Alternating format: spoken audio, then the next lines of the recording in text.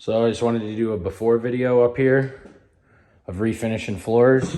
So this is just a 1x4 pine. So I'm gonna do like 100 grit and then 120. And it's gonna stain differently than the oak floors down, obviously. But this had like some padding and stuff. You know, there's gaps and whatever, but I might more than likely put carpet up here. It's a rental property, but I just wanted to sand them and poly them and see if they'll look good enough, presentable enough to where we can just leave them.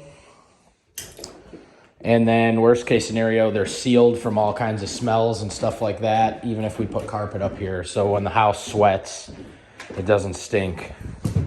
That's the biggest thing.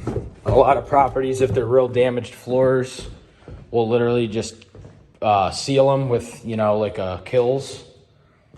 And then we put our flooring or carpet over it. So either way, it's going to seal them, but I'm going to give it an attempt, see if we can clean them up, just because I think these got potential. Obviously, these are dirty right now. But yeah, I mean, I'm going to keep the same kind of neutral tone. It's going to look basically like this. I'm going to do a 36 grit down here and then 100.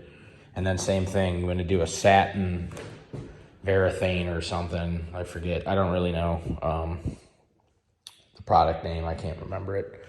But there's some deeper scratches in here. Honestly, you can't tell because their floors are so dirty from other renovation work.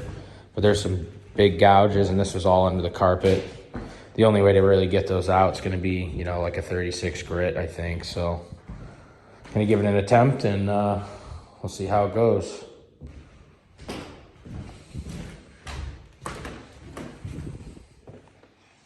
Get some before pictures. We'll be in good shape.